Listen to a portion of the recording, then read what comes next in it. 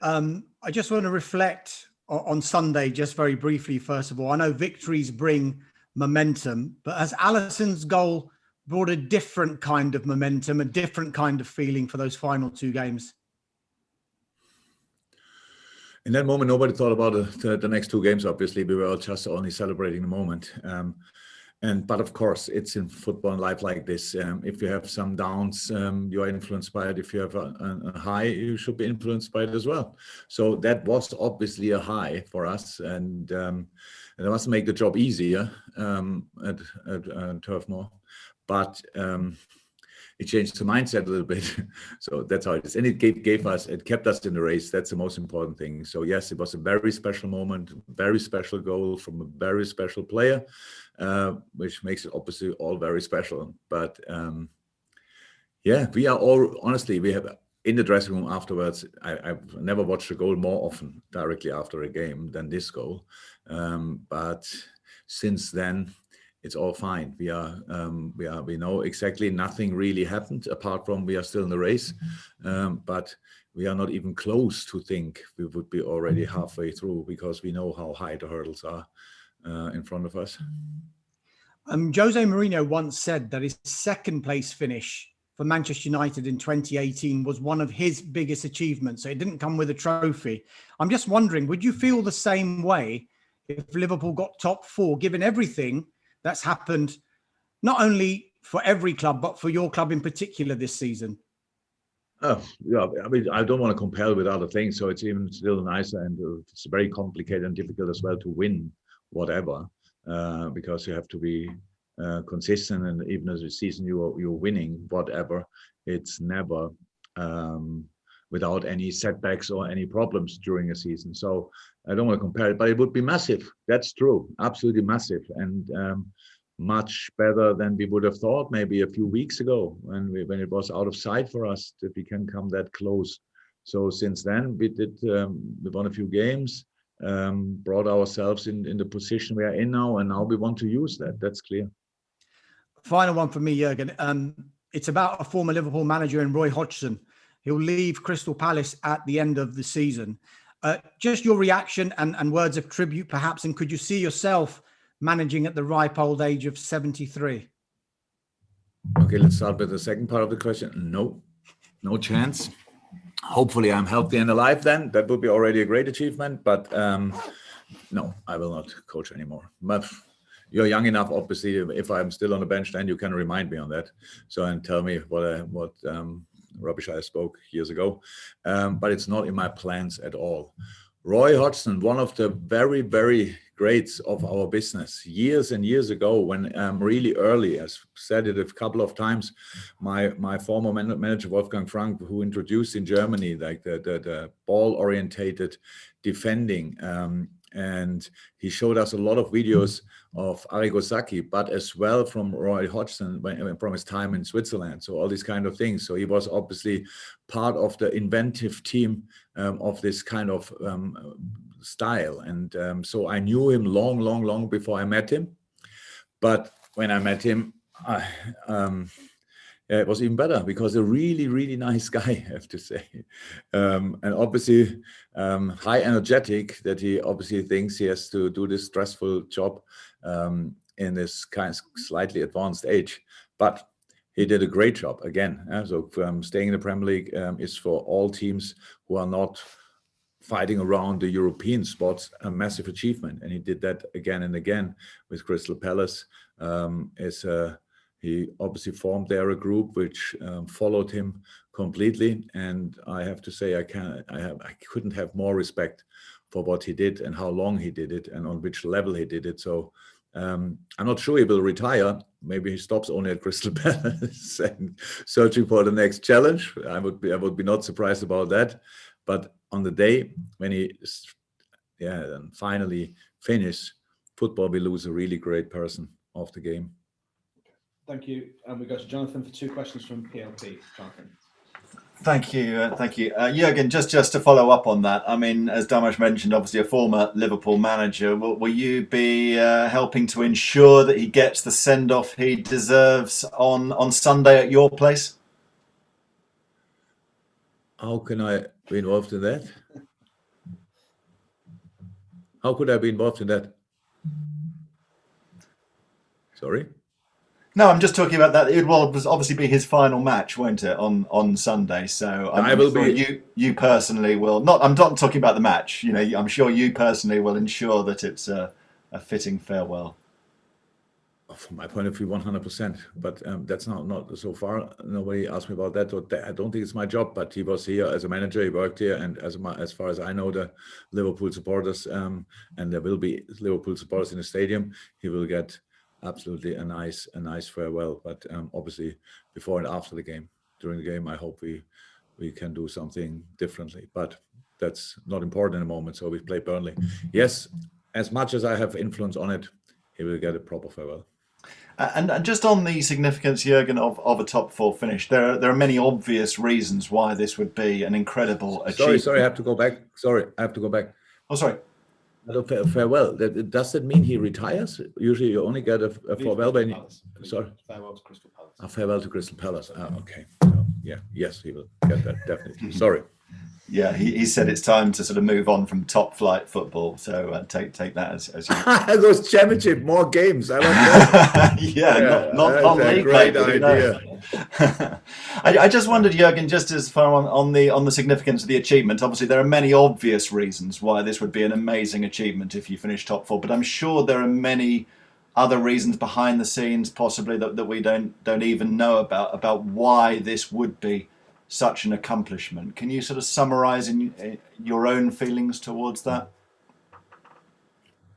No, because I don't want to speak about it, because it always sounds like for us, it's very, very, very, very, very important. You saw that in the faces of the players when Ali scored a goal. So, but we can speak about what it means if we have to speak about it on Sunday after the game.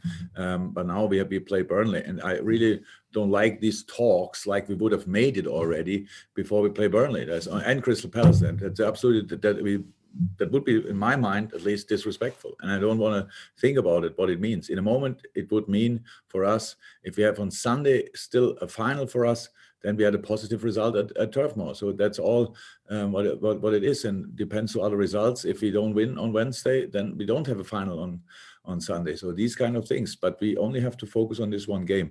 That it means a lot, I really think I don't have to explain that, because you could see that in the celebrations at West Brom. Thank you, Jonathan. We'll go to Juliet for a question, and then we'll go to Ian Kennedy from BBC Merseyside. Jurgen, talking about those celebrations and the faces of the players as well, I just wanted to ask you, because when things weren't going great, there was a lot of question marks over, would the players stay if you won't achieve Champions League football and things like that. There was quite a bit of negativity around from the outside, not from the inside. But Mo Salah's reaction was absolutely priceless when ALISSON scored. And it just showed how much love he has for the club, but also for his teammates as well. And what a team player he actually is. Yeah, well, I'm not sure why that's a question, because it sounds like you are surprised. I'm not. So a week before, when he scored the fourth goal at United and closed that game, I saw nobody was as fast as him, so nobody could be as close as we were together around the West Brom goal. But I could see in his face his determination as well. So look, for me it's difficult to answer these kind of questions, because I don't feel these things. You see, we are together every day, and I know how much Mo is committed to this team and this club. So I don't need a goal celebration to realize, oh, look, now everybody can see it. For me, it's a completely logical thing that we celebrate goals like this, because he is working his socks off since he is here. And is in a really good moment, which is absolutely helpful for us. And hopefully it stays for the last two games like that. That would be even more helpful. And that's it. So I was never in doubt about his love for his teammates or the club, not for 1 second. Thank you, Juliet. We'll go to Ian Kennedy, BBC Merseyside, and then I'm going to finish the open section with Carl Markham from Press Association. Hi, Jurgen. Just on Alisson's goal, again, one of the things I thought was interesting was the quality of the delivery of the corner from Trent Alexander-Arnold, because when you go into a situation where you know it's the last play of the game, you're under pressure to put it in a good ball, and he did that, didn't he? Which made the goal possible. This was a world-class corner, not the first, hopefully not the last of Trent. The Nate Phillips could have scored if he would have left his eyes open. Probably if Ali missed the ball, I think Sadio was still in a quite interesting position. So that good the corner was, and true. We shouldn't take these kind of things for granted. Absolutely right. We saw brilliant players, world-class players in decisive moments delivering a rather average set piece, because it's quite common that in the last second of a game that there's another set piece, it's a free kick or a corner or whatever. And that, the corner, the cross made it happen. Ali had only to put his head on it, but he did that quite well as well. How pleased are you with Trent's form at the moment? Because the game before, I think he was the man of the match at Old Trafford against Manchester United. So obviously ending the season on a really good note from his point of view. Yeah, absolutely. But he played a good season. He had the problem that he played, I think, with around about 20 odd different center half pairings, which is just tricky. He's still a young player, has to organize. Has a much bigger part in organizing the last line than he had previously. So means from a young world-class talent to a defensive organizer is a step, but he did that as well. So yes, he's as well in a good moment, and long may it continue for us. Very important. Without Trent's shape, not only his, but we would be in a different place, definitely. Fantastic. And final questions in the open before we go to the embargo section. Carl Markham. Hey again. In a strange way, has the injury problems helped with the momentum and rhythm, because you've been limited with the amount, the sort of choices you've had to make, and so you're putting out the same side.